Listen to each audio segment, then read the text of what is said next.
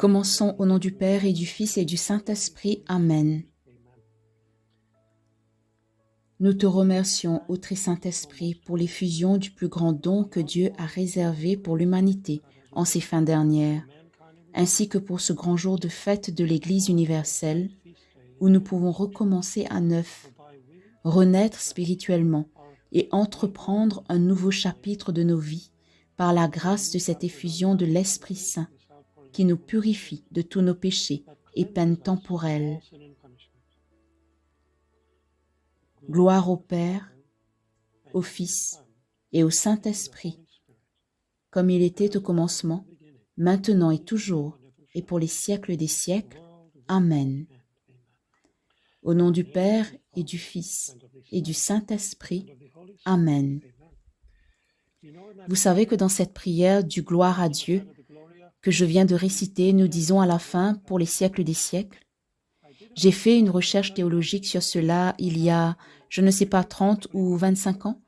Thomas d'Aquin a publié une œuvre intitulée « Sur la puissance de Dieu ». Elle ne fait pas partie de la somme théologique, c'est séparé.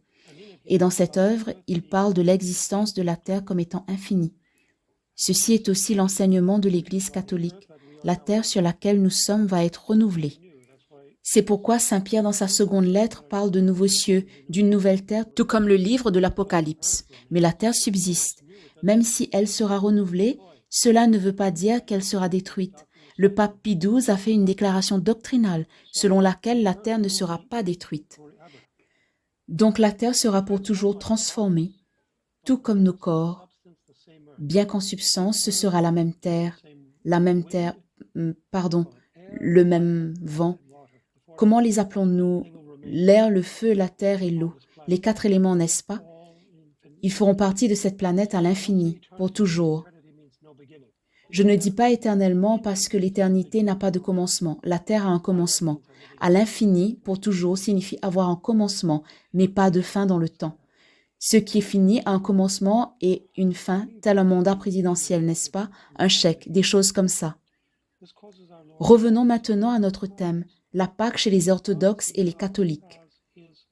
Cela cause beaucoup de souffrance à notre Seigneur, puisqu'en tant que Dieu, il nous voit tous comme ses enfants. Je veux en premier mettre l'emphase sur ceci afin de comprendre pourquoi notre Seigneur souffre à cause de la division entre les catholiques et les orthodoxes, étant donné les différentes dates de célébration de Pâques. Lorsque Dieu se révèle à Luisa Picaretta sur terre, on voit que durant la période du carême, elle souffre davantage que durant les autres périodes de l'année, puisque, rappelez-vous, le Seigneur est la tête du corps dont parle saint Paul, le corps mystique du Christ. Nous en sommes les membres et il en est la tête.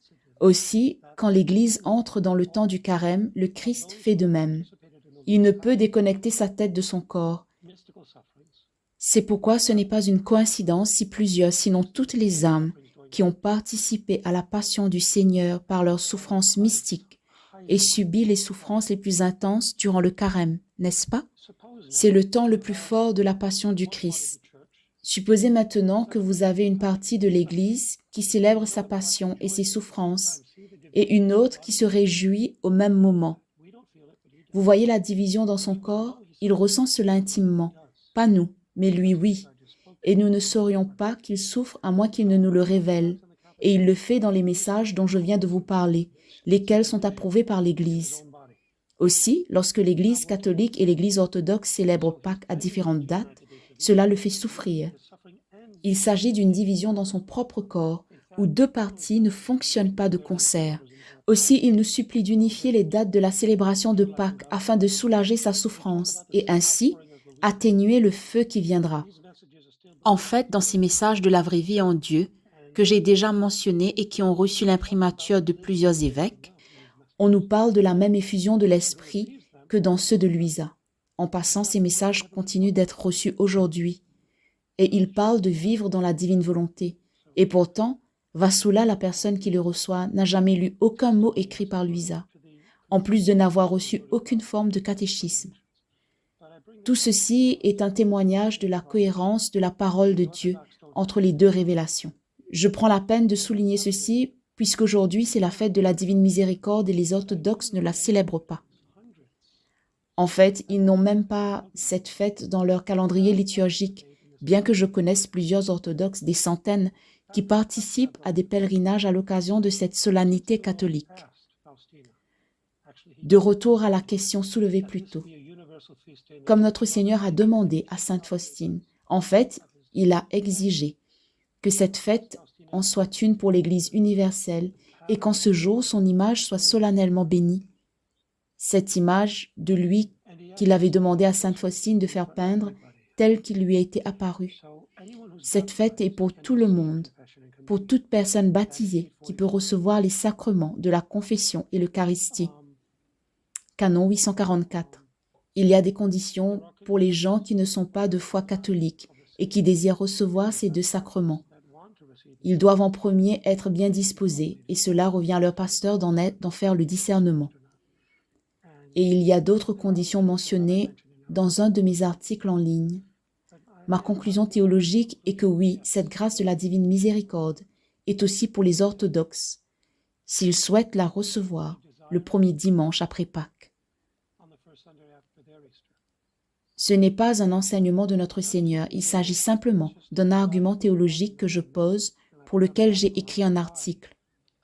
Pourquoi ? Parce que le Seigneur ne voudrait pas priver les orthodoxes du Saint-Sacrement s'ils le désirent. Mais ils peuvent aussi le recevoir aujourd'hui en allant à la messe catholique. Ils peuvent faire cela. Cela est permis dans le droit canonique. Aujourd'hui est une belle journée et j'ai commencé cette leçon avec tout ceci, car je viens juste de célébrer la messe dans l'église au rez-de-chaussée. Et après ça, je suis sortie pour manger une glace artisanale, gelato. Savez-vous ce que c'est une gelato ? Oh d'ailleurs, laissez-moi vous demander de réactiver votre micro et de partager d'où vous venez. Je commence. Bonjour, je viens d'Italie. D'où venez-vous ? D'Espagne, d'Autriche, Connecticut, Edmonton, Alberta, Canada, sud de l'Australie, Londres, Calgary, Angleterre, Ravier de Calgary, Marie-Jo de Thibodaux, Louisiane. Bonjour de la Nouvelle-Zélande, Phoenix, Arizona. Je suis de Louisiane.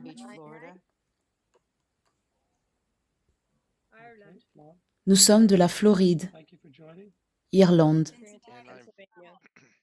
Auckland, Nouvelle-Zélande. Londres. Londres, magnifique. Quel temps fait-il en ce moment à Londres? C'est une belle journée. Magnifique. Nous avons aussi une belle journée ici. Michigan, quelle partie? À environ 2 heures de chez vous, père. Oh, c'est Sally, oui. Sally est celle qui envoie tous les livres. Elle est le factotum. Bonjour Sally et bonjour père, c'est Janet. Oh, comment vas-tu, Jenny? Je ne t'ai jamais appelée Jenny de toute ma vie. C'est une première. Oh, c'est correct. C'est le dimanche de la miséricorde. Est-ce qu'on t'appelle... merci. Est-ce qu'il y a des gens qui t'appellent Jenny ou tout autre surnom? Non, ils m'appellent par d'autres noms, mais pas ça.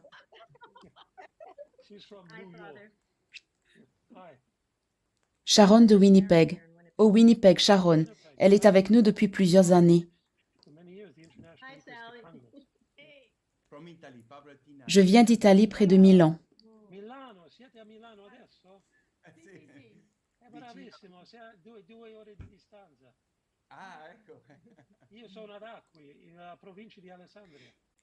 Ils sont de Milan et, comme je dis, je suis seulement à 2 heures de chez vous.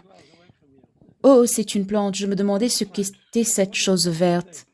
Une de mes plantes préférées est le gardénia. J'aime le jasmin étoilé. Il a une belle odeur. Il y en a partout en Italie. Mais ces gardénias ont un très beau parfum. Bon. Avez-vous tous eu la chance aujourd'hui de recevoir l'indulgence plénière ou non? Oui, oui pour certains d'entre vous. Pas encore? Pas encore.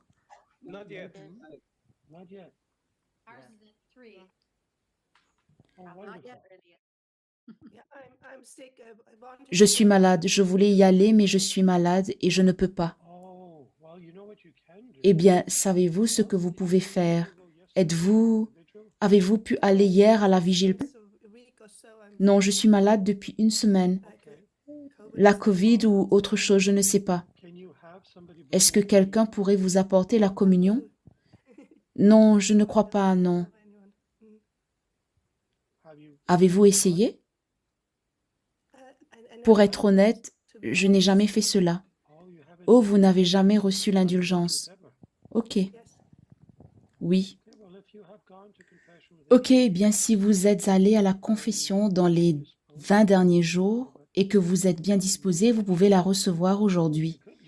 Si j'étais vous, j'appellerais un prêtre. Vous savez ce que vous pouvez faire? Appeler et demander à un ministre extraordinaire de vous apporter la communion. Mais si vous n'avez pas fait ou reçu la confession dans les 20 derniers jours, appelez un prêtre. Dites simplement que vous aimeriez recevoir l'indulgence plénière. Demandez-lui d'entendre votre confession et vous donner la communion. Et donnez-lui une petite allocation pour la messe ou autre. Ça serait vraiment bien puisque ces bénéfices spirituels sont éternels. Cette fête est une fête tellement puissante lorsque vous vous rendez à la confession. Et ceci est quelque chose que j'aime répéter puisque cela me rappelle à moi aussi l'importance de cette journée. Donc lorsque vous allez à la confession, vos péchés sont pardonnés et oubliés, mais pas les peines qui y sont attachées. Donc lorsque vous quittez le confessionnal, vous devrez probablement quand même aller au purgatoire et expier un châtiment, même si le péché a été pardonné. Prenons le cas extrême du meurtre, un des pires crimes, des pires péchés, que ce soit un avortement ou le meurtre d'une personne adulte, peu importe. Ok, j'ai commis un meurtre. Je vais voir un prêtre et demande sincèrement pardon et prends la ferme résolution de ne plus le faire. Je suis pardonné et le péché est oublié. Mais le châtiment réparatoire demeure. Cela s'appelle l'expiation et correspond à un temps au purgatoire. La durée de vie moyenne au purgatoire à la fin des années 1800, je ne devrais pas dire durée de vie, c'est le temps passé au purgatoire à la fin des années 1800, était d'environ 40 ans en moyenne. Comment puis-je dire cela? Parce que dans un écrit publié, ironiquement intitulé Manuscrit inédit sur le purgatoire, qui possède l'imprimature et le Nihil Obstat, se trouvent les révélations d'une religieuse qui est au purgatoire et qui apparaît à une autre religieuse dans un couvent en France, Sœur MD et Sœur MDLC. Elles ne donnent que leur initiale pour garder leur anonymat. La religieuse qui est au purgatoire révèle à l'autre qui est au couvent, laquelle elle a vexé, comment est le purgatoire, afin que la religieuse sur terre, en se sanctifiant grâce aux leçons reçues, puisse l'aider à être libérée du purgatoire. Voici comment Dieu l'a ordonné. Aussi la religieuse qui avait vexé celle sur terre devait rester au purgatoire jusqu'à ce que cette dernière soit sanctifiée. Pendant tout ce temps, celle au purgatoire lui expliquait plusieurs choses que nous ne connaissons pas du purgatoire, qui ne font pas partie de l'écriture ou de la révélation publique. Une des choses demandées par la religieuse sur terre est combien de temps les gens passent normalement au purgatoire. Et la réponse est, souvenez-vous que ceci se passe à la fin des années 1800, alors qu'il n'y avait pas d'Internet et que la promiscuité entre les gens était beaucoup plus faible. Une personne ordinaire passait en moyenne 40 ans au purgatoire. Imaginez donc aujourd'hui. Lorsque vous assistez à la fête de la Divine Miséricorde et que vous recevez le sacrement de la confession et de la communion, non seulement vos péchés sont effacés, mais aussi tous les châtiments. Cela veut dire concrètement que si vous mouriez après avoir reçu la communion, vous n'iriez pas au purgatoire. C'est direct au ciel, mais plus encore. Supposons que vous êtes complètement pur de tout péché et châtiment, comme au jour de votre baptême, et que vous commettez un péché un mois après. Lorsque vous serez jugé, ce sera seulement à partir de ce jour. Voilà comment la grâce de cette fête est puissante. À chaque fois qu'elle est reçue, votre temps au purgatoire est effacé. C'est pourquoi je vous dis, n'hésitez pas à marcher sur les pieds de quelqu'un lorsqu'il s'agit de recevoir des biens spirituels, puisque ceux-ci constituent des réalités éternelles que rien ne peut acheter. C'est sans prix. Merci Père. Puis-je poser une question en regard de cette indulgence? Bien sûr, si vous recevez cette indulgence, et que tous vos péchés sont pardonnés et que les châtiments corporels effacés. Comment cela va-t-il se passer à la fin lorsque tous nos péchés seront révélés à tous? C'est une bonne question. J'ai soulevé ce point la dernière fois. J'ai dit qu'il s'agit d'une question à considérer. Cela semble paradoxal, mais je vais vous l'expliquer. Non seulement le châtiment corporel, mais aussi le châtiment spirituel disparaît. Aussi, disons d'un côté que je viens de recevoir le sacrement de communion il y a environ 1 heure avant de sortir. Je ne suis pas conscient présentement de commettre aucun péché. D'accord? Après cela, je suis allé m'acheter une crème glacée. Ce n'est pas un péché, bien sûr. C'est dimanche. En tout cas, au dernier jour, lorsque Jésus dit dans les Écritures que tout sera révélé au grand jour et que rien ne sera caché, tout sera dévoilé. Le Concile de Trente en a fait un enseignement doctrinal de l'Église au jugement dernier. Tous ressusciteront dans leur corps, même s'ils ont été incinérés. Comment cela se produira, je ne sais pas, mais par l'intervention divine de Dieu, cela aura lieu. Le corps sera recomposé et vous avez une image de cela dans Ézéchiel, où les corps se reformeront et sortiront des tombeaux. Au jugement dernier, nous reviendrons tous à la vie, les bons comme les méchants, et nous serons jugés dans nos corps. Au moment de la mort, que nous appelons jugement particulier, notre âme est jugée, mais pas notre corps. Oui, il est jugé dans ses œuvres corporelles, mais il demeure au tombeau. Au jugement dernier, notre corps va participer à ce jugement particulier. Ce jugement ne va pas changer, mais deviendra universel, public au lieu d'être privé. À ce moment, quand tout sera révélé, est-ce que ces péchés qui auront été pardonnés lors des fêtes de la divine miséricorde seront révélés? Lorsque Jésus dit « Lorsque je pardonne, j'oublie », alors comment seront-ils révélés au jugement dernier? Voici comment. Laissez-moi vous donner un exemple en vous posant une question. Dieu dit qu'il pardonne et qu'il oublie. Eh bien, si Dieu connaît tout, comment peut-il oublier? Voici comment. Si vous avez un ami ou une personne chère et qu'elle vous blesse, et que vous l'aimez, que ce soit un enfant, un époux, épouse, vous voulez lui pardonner, mais vous désirez aussi qu'elle regrette son geste et se repente. Et elle le fait et vous dit qu'elle vous le revaudra. Alors vous oubliez tout et n'en parlez plus.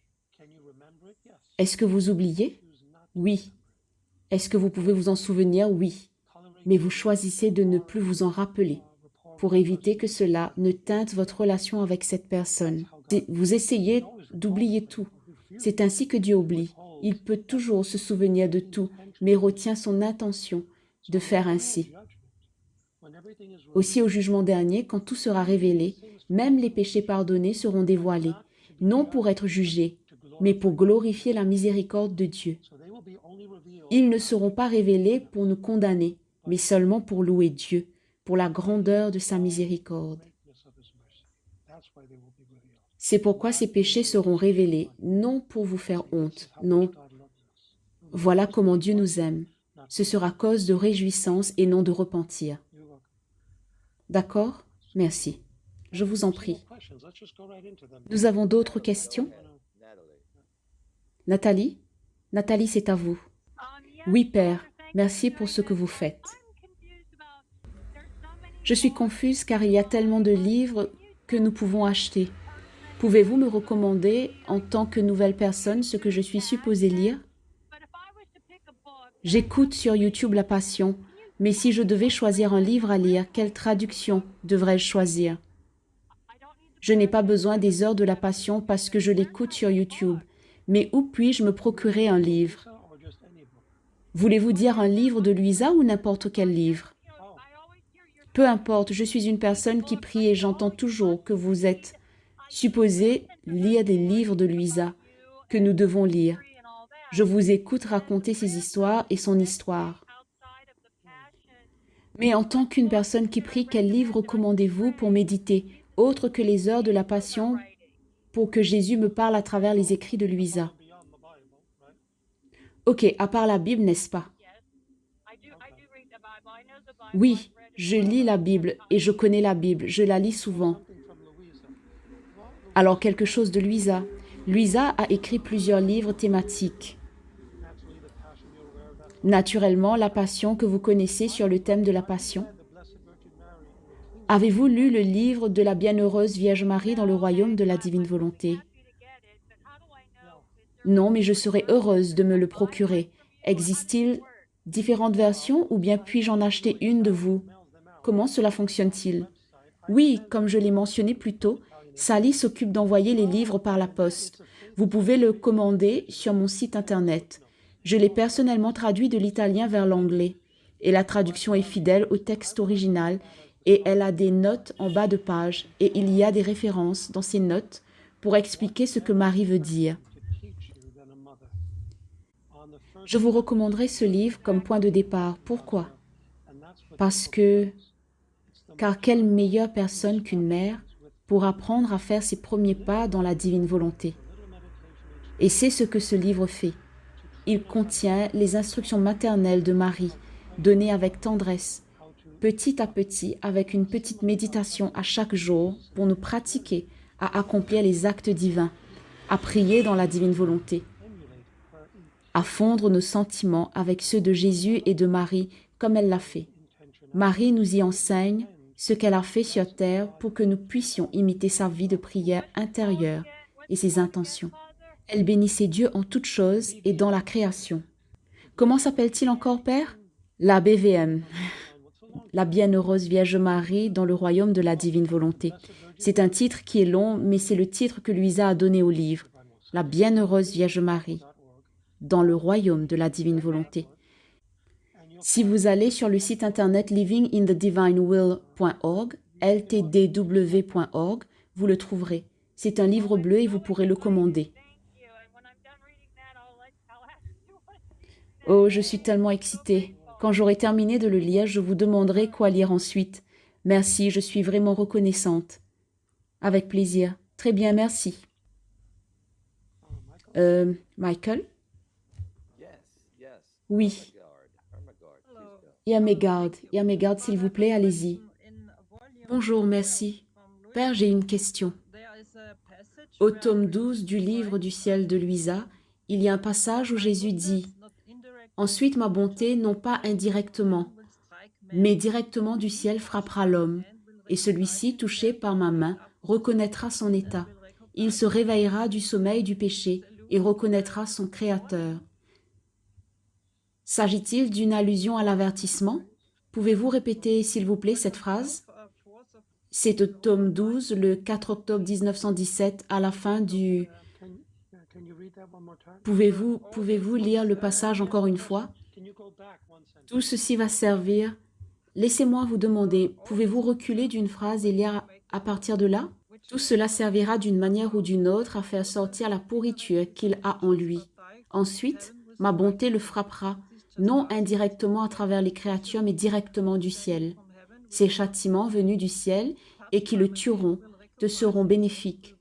Touché par ma main, il se rendra compte de son état. Il se réveillera du péché et il reconnaîtra son Créateur.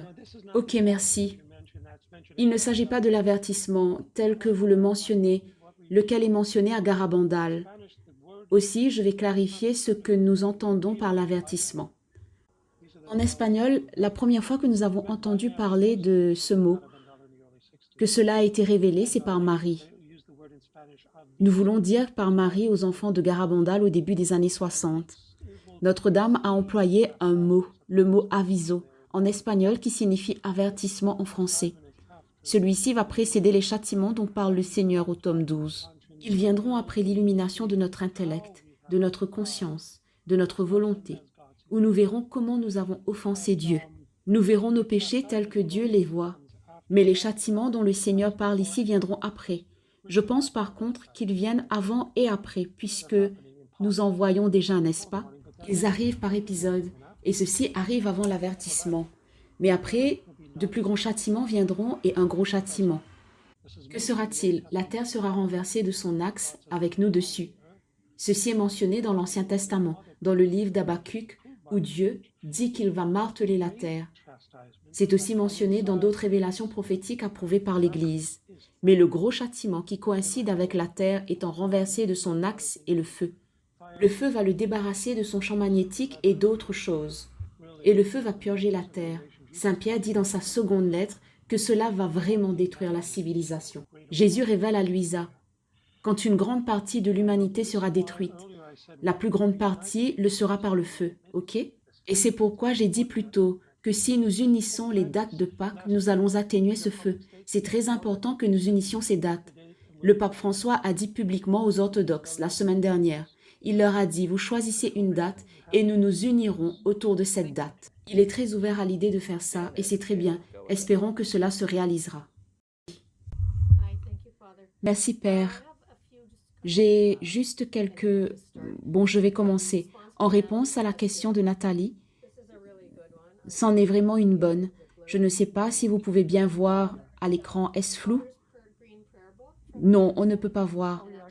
C'est le livre vert prière de votre site, Père. Ah oui, je peux le montrer.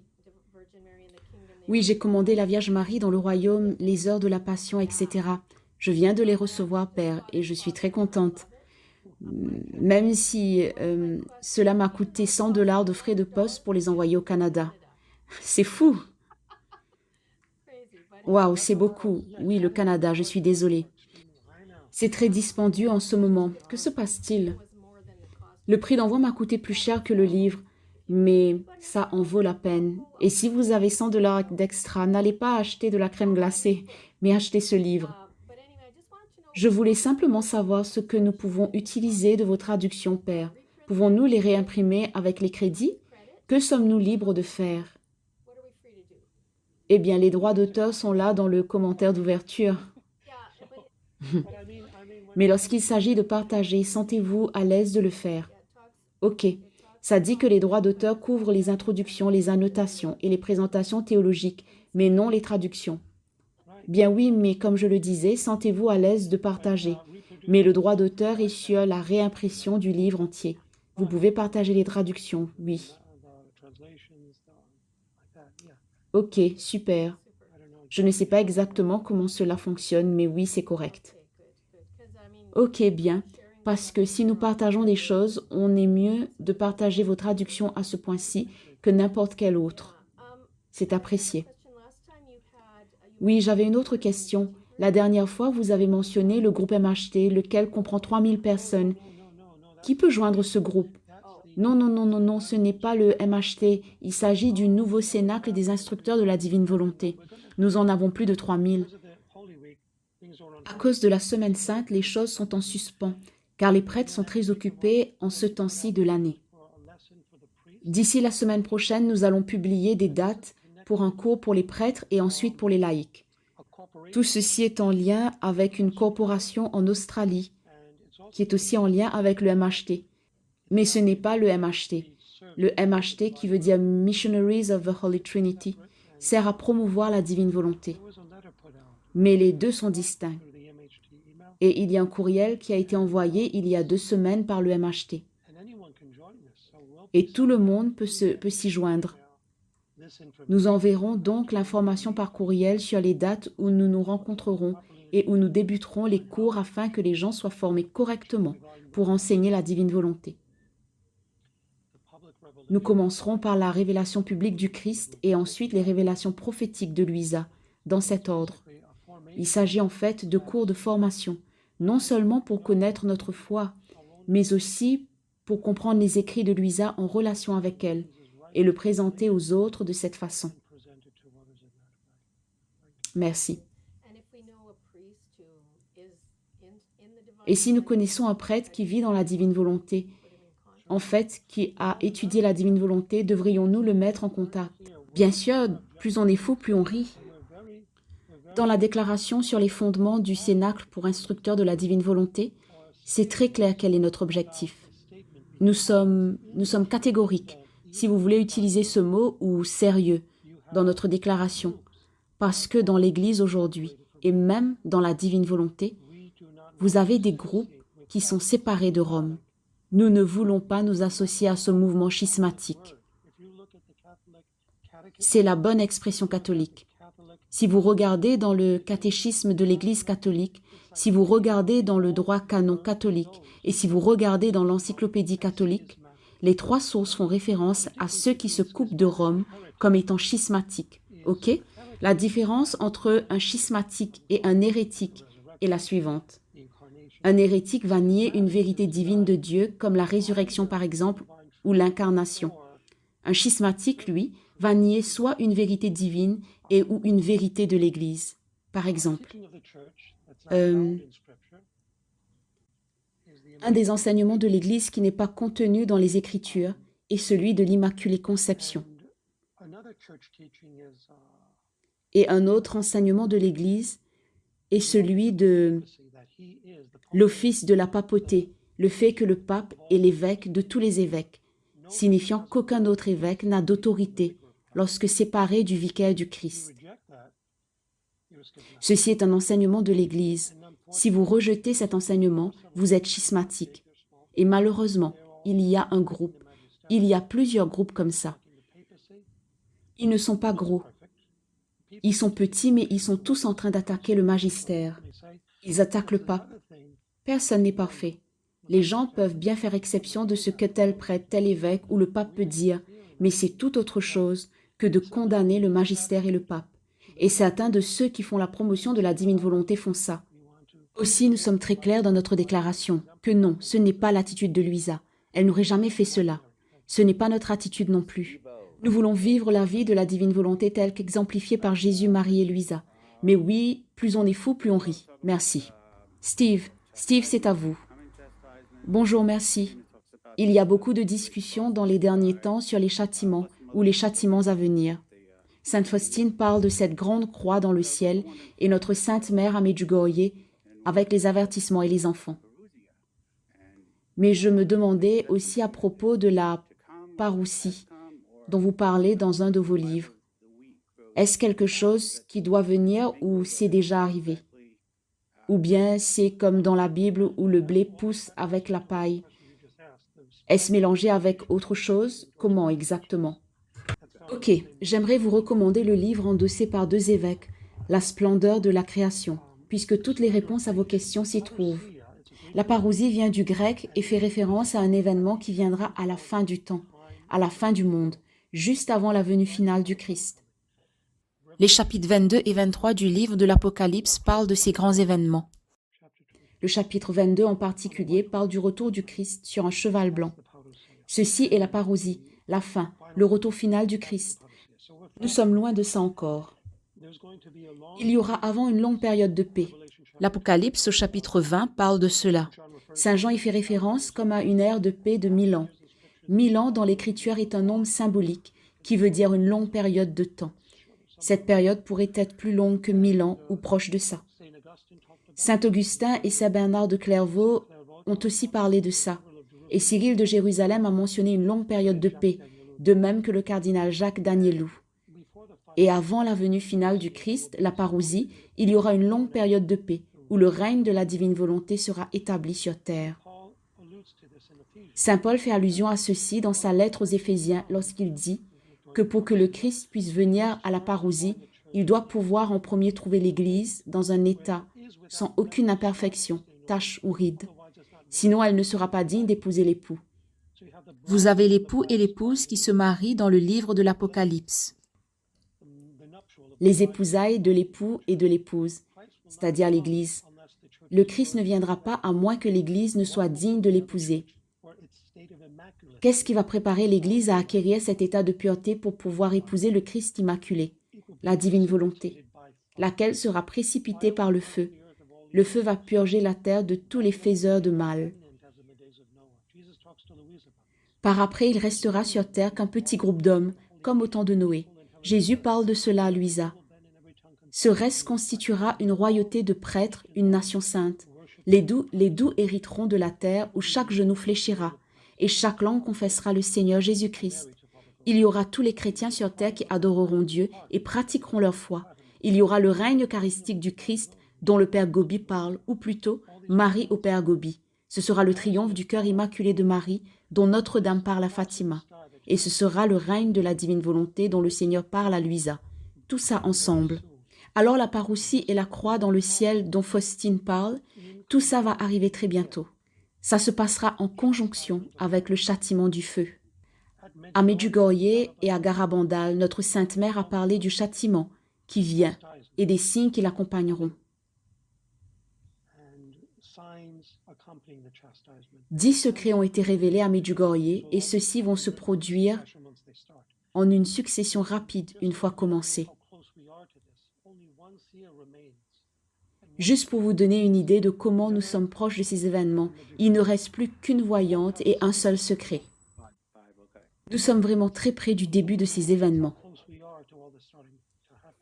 Nous ne devrions pas nous arrêter au négatif parce que ce sera de courte durée. Ce sera vraiment intense mais de courte durée. Nous devrions plutôt nous concentrer sur le fait de pouvoir recevoir une rémission totale de tous nos péchés et punitions comme c'est le cas aujourd'hui. Si nous sommes en état de grâce, sans péché, nous n'avons rien à craindre. Cette fête est tellement grande. Pour vous partager une dernière confirmation à Medjugorje, Ivan, un des voyants, ayant reçu des apparitions de Marie, et il a eu cette apparition.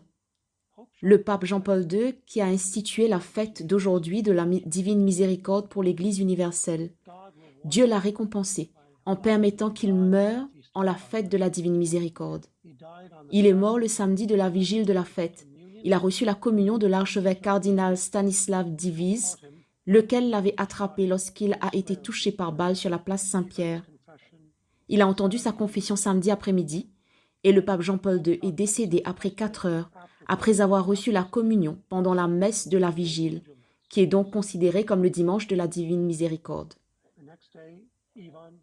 Le lendemain, Ivan a eu une apparition de Marie et le pape était à ses côtés au ciel, confirmant que si vous recevez ces 2 sacrements, vous allez directement au ciel. Merveilleux. Très bien. Christian, c'est à vous. Oui, cher père, bonne fête en retard. Salutations de l'Autriche. Merci. Avec plaisir. C'est une petite consolation pour Jésus. Je viens de penser que cette année, la fête orthodoxe de Pâques tombera le 5 mai prochain. Je pourrai donc commencer la neuvaine de la Divine Miséricorde, comme je l'ai fait l'année dernière, le vendredi saint orthodoxe. Cette année, le 3 mai, jusqu'au dimanche 12 mai. Je pourrai encore gagner l'indulgence par ma persévérance.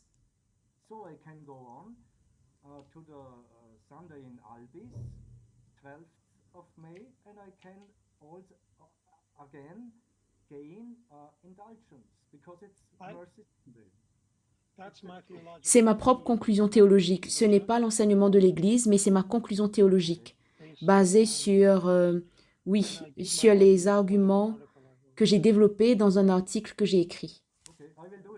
Ok, je vais faire ça, merci. Je vais le faire aussi, juste au cas où, car qui sait ce qui peut arriver entre maintenant et le mois de mai. Je peux bien être italien un jour ou 2 et agir comme le père Joey au lieu du père Joseph. Alors nous ferons ça. Merci. Avec plaisir. Père, nous avons maintenant Chet. Allez-y, Chet. Oui, bien sûr que nous sommes pour l'instant concentrés sur la divine miséricorde. Mais je suis en train de penser que si nous vivons vraiment dans la divine volonté, n'est-il pas superflu d'essayer de faire les deux? Ou y a-t-il une raison de faire les deux? Oui, il y en a une et ce n'est pas du tout superflu puisque le premier rend l'autre possible. Ils sont comme le corps et le sang du Christ, ils sont inséparables mais distincts. C'est comme si vous aviez le grand ménage de la maison qui est le dimanche de la divine miséricorde. Celui-ci nous dispose plus que tout autre à recevoir le don de vivre dans la divine volonté, puisque pour que le Christ puisse opérer en nous 24 heures sur 24, dans son acte éternel unique, lequel rend nos actes humains et finis, divins et éternels, en vertu de son activité éternelle dans nos opérations finies, et que cela puisse se faire de façon continuelle, nous devons être sans péché, nous devons cesser de pécher. Chaque fois que nous péchons, nous interrompons le flux de l'acte éternel unique de Dieu. Donc le dimanche de la miséricorde, ce qu'il fait est qu'il arrache les racines et les inclinations de nos mauvaises habitudes qui nous enferment et nous font glisser et tomber dans le péché. Alors, lorsque nous allons à la confession ce jour-là, ce ne sont pas seulement nos péchés qui sont pardonnés, mais leurs racines qui sont éradiquées, c'est-à-dire l'inclination à retomber dans les mêmes péchés. Le Concile de Trente enseigne cet effet positif de la confession. Je vais vous donner un très bel enseignement du Concile de Trente sur la confession, dont la plupart des catholiques ne sont pas au courant, et qui montre comment le sacrement de la confession est puissant et qui fait partie du dimanche de la miséricorde. Encore une fois, vous ne pouvez pas recevoir l'indulgence sans la confession et la communion. Lorsque vous allez à la confession avec, supposons, 7, 20, 50 péchés, vous devez les confesser. Et tout ce que vous avez à y confesser sont deux choses. Retenez la lettre N pour nature et nombre. C'est tout. Vous devez mentionner chaque péché en mentionnant la nature, mortelle ou vénielle, et le nombre combien de fois. J'ai été impatient 5 fois par exemple, en colère 1 fois. J'ai menti 1 fois et été gourmand 1 fois.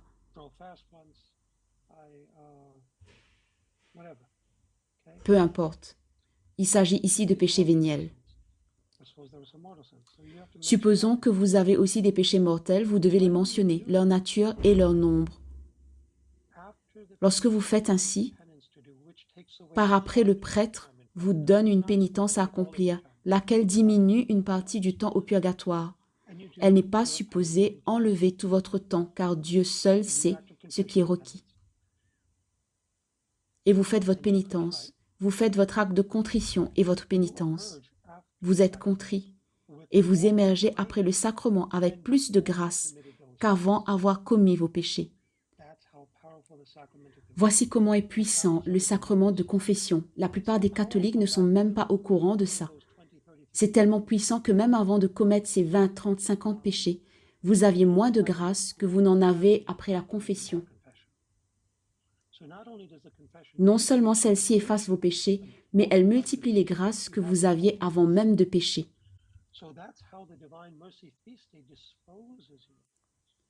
Donc voici comment la fête de la divine miséricorde vous dispose à recevoir le don de vivre dans la divine volonté et y demeurer en enlevant les inclinations et en arrachant les racines des mauvais comportements répétés. Cela donne une énorme poussée. L'une permet l'autre, d'accord? Stéphane. Bonsoir, Père. J'ai entendu parler qu'il y a une mystique de 12 ans au Mexique à qui Luisa apparaîtrait pour lui demander par exemple de prier les heures de la Passion. En avez-vous entendu parler? Une fille de 12 ans à qui Luisa apparaît? Qu'est-ce que l'évêque en dit?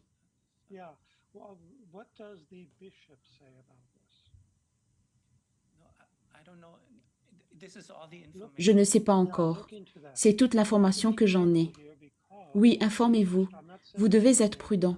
Je ne dis ni oui ni non, car vous devez en premier laisser la commission des évêques faire son travail avant d'y mettre notre foi. Je vous dis qu'être prudent est sain. Il en est ainsi car dans la majorité des cas, ces messages sont faux.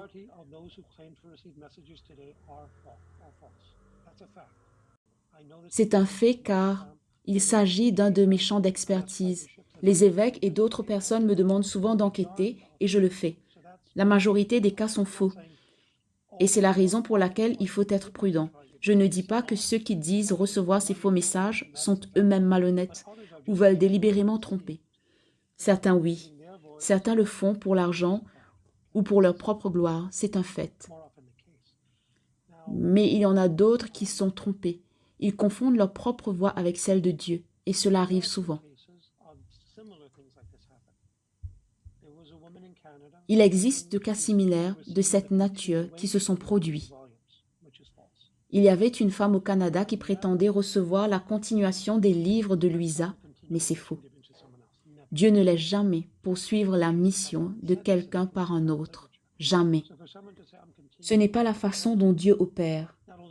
Et Jésus a déjà révélé cela dans les écrits prophétiques. Donc si quelqu'un dit « je continue l'œuvre de Luisa », et que non seulement l'Église s'est prononcée défavorablement, le simple fait de dire cela constitue en soi un signal d'alarme. Aussi, attendons avant de commencer à... Je vous dirai ceci. N'investissez pas votre temps dans cela. C'est mon conseil. Investissez votre temps avec Luisa. Pourquoi courir après l'autre quand ces messages sont déjà approuvés et qu'il y en a amplement pour vous garder occupé? Pourquoi courir à gauche et à droite quand vous avez tout juste en face de vous? Vous comprenez ce que je veux dire, mais merci pour ce partage. Père, ce sont toutes les questions que nous avons pour aujourd'hui. Ok, merveilleux. Puis-je poser une question, Père, avant que vous ne finissiez? Oui, bien sûr. Mon nom est Teresita et ma question est lorsque Luisa a reçu le don de la divine volonté, elle n'a plus jamais commis de péché mortel, n'est-ce pas? C'est exact. Jésus lui a dit.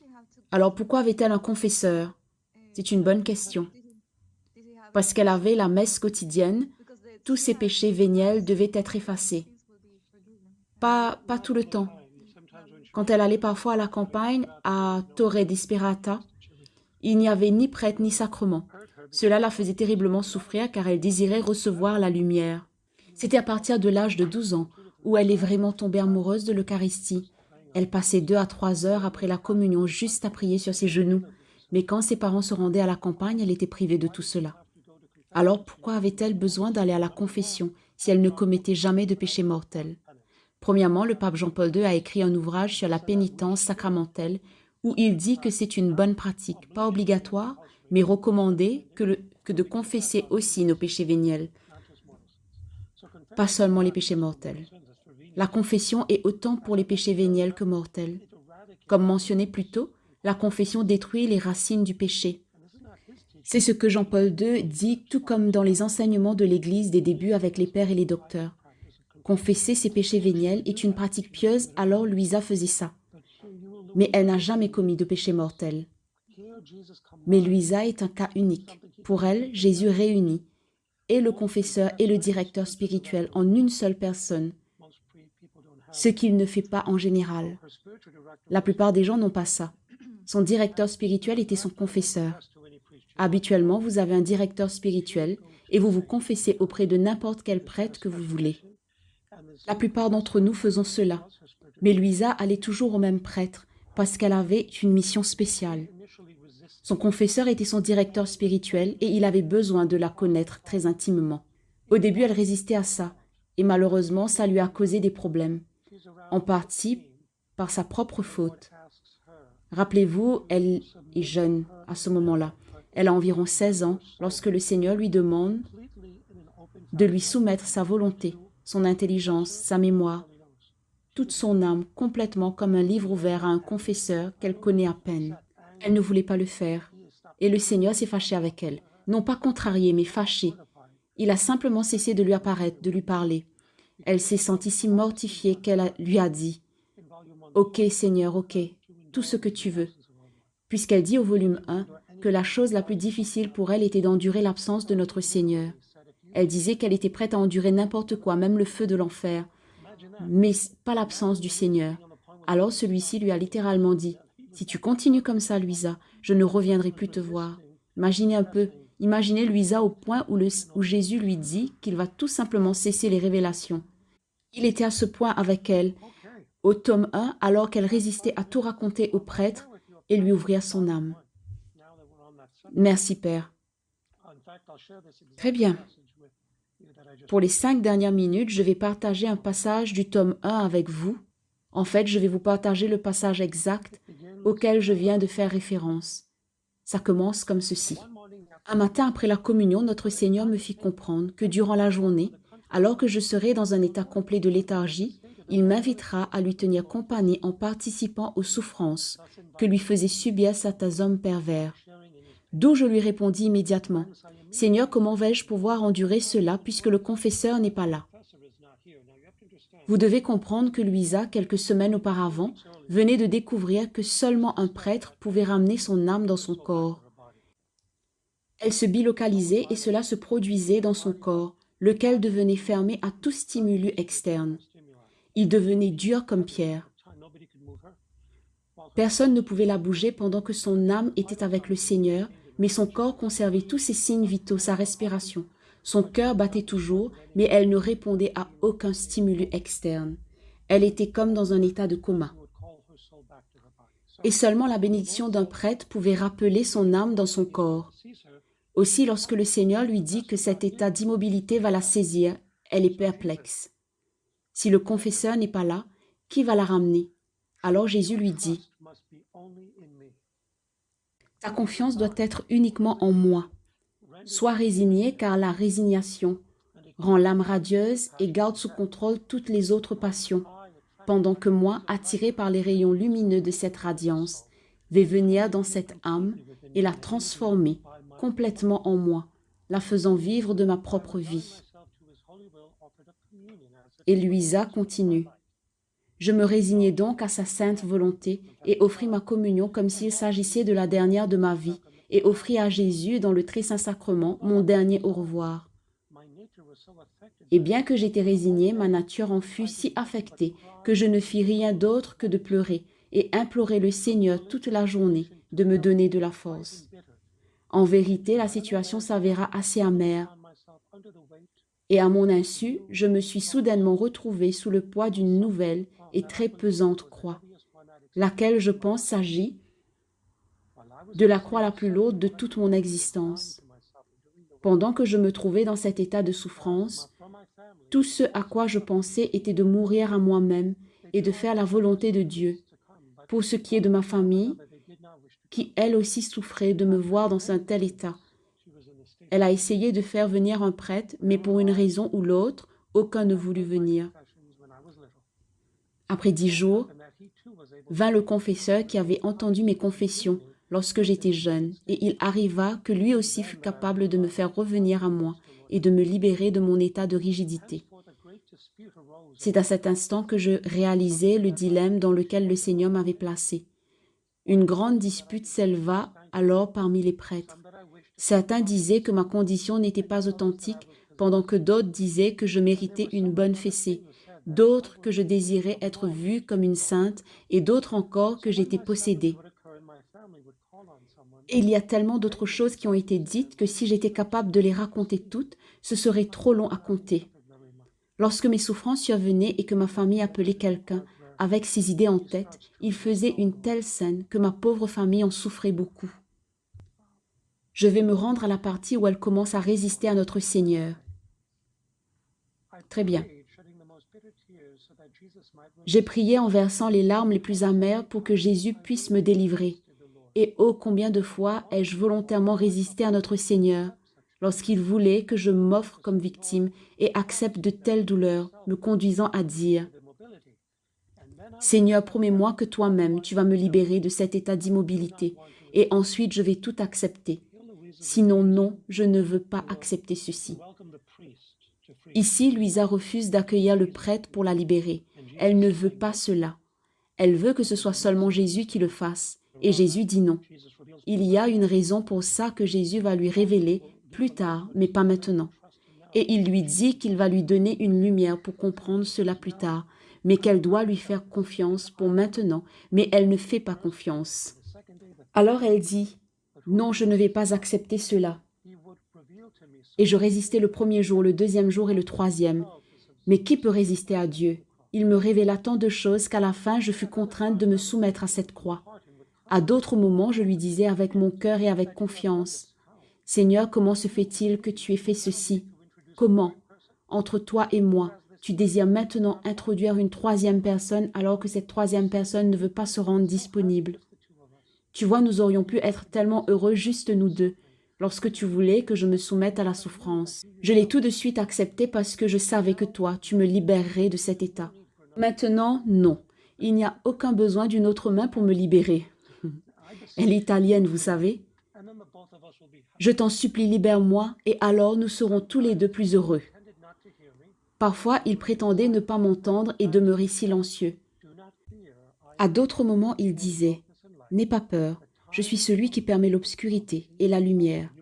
Le temps de la lumière va venir. » Vous voyez, il lui dit, « Tu comprendras plus tard, le temps de la lumière voulant dire la lumière de la connaissance. » C'est ma façon habituelle d'agir que d'accomplir mes œuvres à travers les prêtres.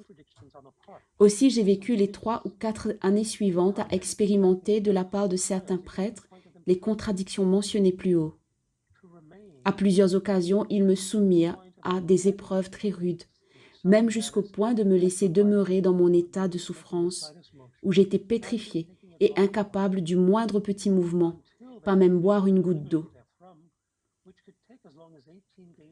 Cela a duré jusqu'à ce qu'il daigne me délivrer, ce qui pouvait prendre jusqu'à 18 jours plus ou moins. Dieu seul sait tout ce que j'ai enduré dans cet état. Quand il venait, je n'avais même pas le plaisir qu'il me dise « Sois patiente et essaie de faire la volonté de Dieu », mais plutôt, j'étais réprimandée pour être difficile et désobéissante. Par la suite, elle continue en disant qu'elle était parfois désobéissante. Elle le reconnaît devant le Seigneur et devant certains prêtres. C'était pendant qu'elle traversait ce processus d'apprentissage où elle laisse finalement le Seigneur, après suffisamment de réprimandes, la convaincre qu'elle ne devait pas résister à son désir, qu'elle se soumette aux prêtres. Voilà, c'est tout le temps que nous avons. Je vais vous demander de retenir vos questions pour la semaine prochaine. Vous pouvez ouvrir vos micros et juste dire au revoir.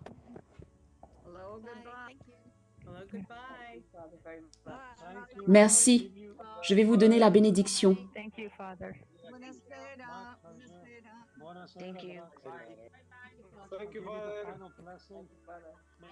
Que Dieu vous bénisse et vous garde en cette fête de la divine miséricorde, et toujours unis à la volonté divine. Au nom du Père et du Fils et du Saint-Esprit. Amen.